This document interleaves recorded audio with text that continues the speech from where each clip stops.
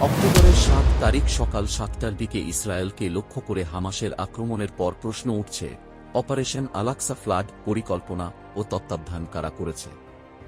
কারণ এই অপারেশন ইসরায়েলকে চমকে দিয়েছে বলে মনে করছেন পর্যবেক্ষক এবং সামরিক বিশ্লেষকরা।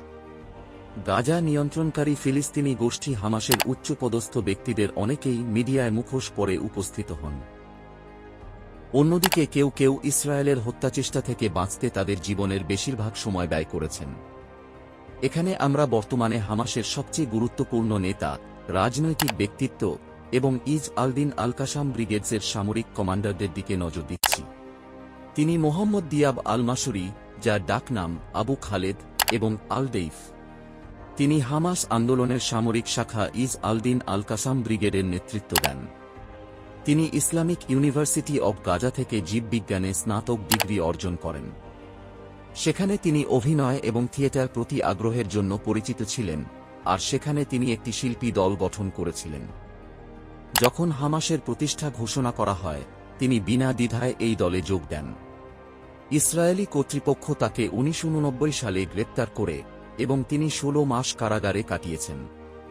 কারাবাসের সময় জাকারিয়া আল-শোরবাগি এবং সালাহ শেহাদেহর সাথে মিলে ইসরায়েলি সৈন্যদের বন্দী করার লক্ষ্যে হামাস থেকে আলাদা একটি আন্দোলন প্রতিষ্ঠার বিষয়ে সম্মত হন দেইফ, যা পরে আল-কাসাম ব্রিগেডস হয়ে ওঠে।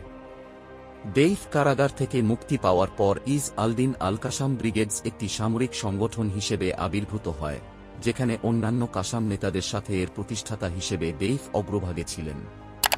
দেইফ গাজা থেকে হামাস যোদ্ধাদের ইসরায়েলে প্রবেশের জন্য নির্মিত টানেলের প্রকৌশলী ছিলেন এবং একই সঙ্গে বড় সংখ্যক রকেট উৎক্ষেপণের কৌশল গ্রহীতাদের একজন ছিলেন। তবে তার বিরুদ্ধে সবচেয়ে গুরুতর অভিযোগ হল হামাসের বোমা প্রস্তুতকারক ইয়াহিয়া আইয়াশকে হত্যার পর প্রতিশোধমূলক অভিযানের ধারাবাহিক পরিকল্পনা এবং তত্ত্বাবধান।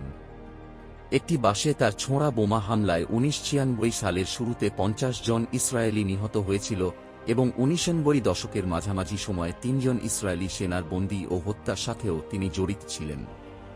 ইসরায়েল তাকে ২০০০ সালে গ্রেপ্তার ও বন্দী করে, কিন্তু দ্বিতীয় ইন্তিফাদা শুরুতে তিনি বন্দিদশা থেকে পালাতে সক্ষম হন, আর তারপর নিজের খুব সামান্য ছাপই তিনি ফেলে গেছেন। দেইফের ৩টি ছবি রয়েছে, একটি খুব পুরনো, দ্বিতীয়টি মুখোশ পরা এবং তৃতীয়টি তার ছায়ার ছবি।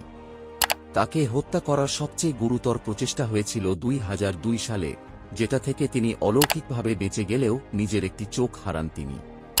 ইসরায়েলের তথ্যমতে তিনি তার একটি পা এবং একটি হাতও হারিয়েছিলেন এবং বেশ কয়েকবার হত্যা প্রচেষ্টার পর বেঁচে থাকলেও তার কথা বলতে অসুবিধা হয়।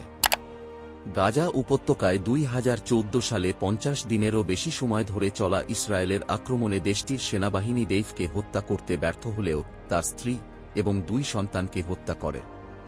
আরবি দেইফ শব্দটির অর্থ অতিথি। এই ডাকনামটি বেছে নেয়ার কারণ ছিল তিনি ইসরায়েলিদের হাত থেকে বাঁচতে তিনি একটি জায়গায় বেশিক্ষণ থাকতেন না আর প্রতি রাতে নতুন কোন জায়গায় ঘুমাতেন।